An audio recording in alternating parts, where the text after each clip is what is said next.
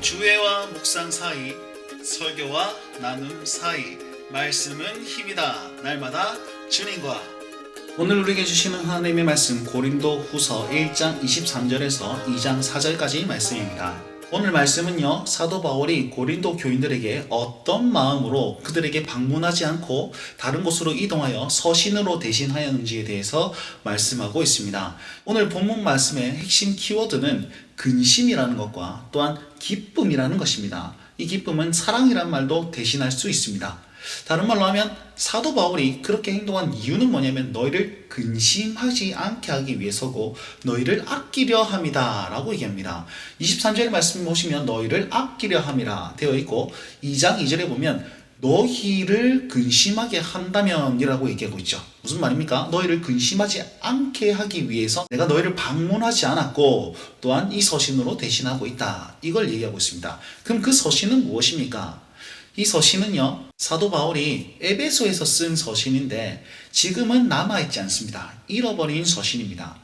근데 7장 말씀에 보시면 이 서신을 디도가 받아서 고린도 교회인들에게 전달하였고, 그리고 그 서신에 대한 답장을 사도 바울이 마게도냐에 있을 때 쭈루룩 들고 가가지고 보고하는 장면이 나옵니다.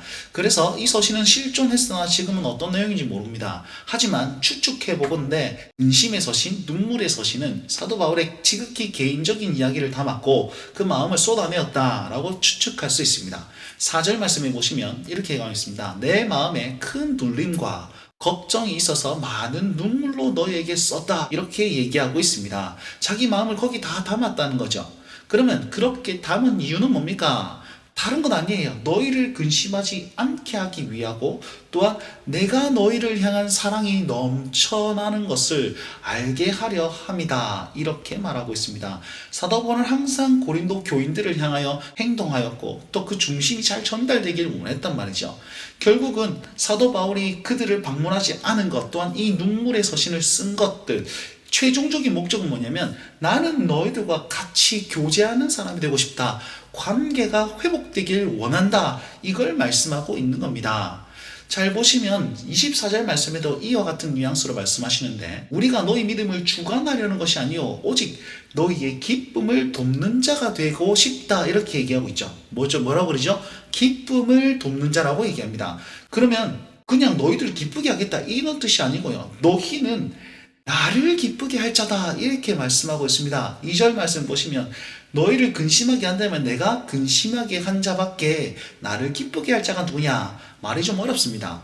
그럼 이 말은 무슨 말이냐면 내가 만약에 너희를 근심하게 하면 근심하게 한 자나 나를 기쁘게 할 자나 똑같은 사람이기 때문에 나는 근심하지 않게 하고 너희가 나를 기쁘게 할 자가 되게 하기 위해서 내가 이렇게 행동했다. 이렇게 되는 거죠. 그래서 이 서신을 쓴 것, 내가 방문하지 않은 것은 나를 기쁘게 할 자로부터 도리어 근심을 얻을까 함이다 라고 다시 한번 말씀하고 있습니다. 그러면 결론적으로 이 사도 바울이 이 고린도 교인들에게 하고 싶은 것이 무엇입니까? 자신은 그들의 기쁨의 돕는 자가 되고 3절 말씀 보시면 너희 모두에 대한 나의 기쁨이 너희 모두의 기쁨이 되는 것, 그런 관계가 되는 것이 바울의 목적이었단 말이죠. 나는 너희를 기쁘게 하고 또 그로 말미암아 너희는 나를 기쁘게 하는 그런 하나 되는 관계를 원한다 라는 마음으로 이렇게 말씀하고 있습니다. 그렇다면 우리 삶에 어떻게 적용할 수 있을까요? 사도 바울은 자기의 정직함을 드러내면서 교회를 위하고 공동체를 위하고 타인을 위하고 있음을 계속 말씀하고 있습니다. 우리 역시 마찬가지입니다. 우리는요, 나 개인의 삶 아니면 내 주변에 있는 삶만 챙기는 사람이 아닙니다. 우리는 결국에는 교회와 이웃사랑을 실천해야 되는 하나님의 사람들입니다. 나 자신에게 있는 그런 개인적인 어떤 화살표를 이렇게 돌려서 이웃들에게 향해야 되는 것이죠.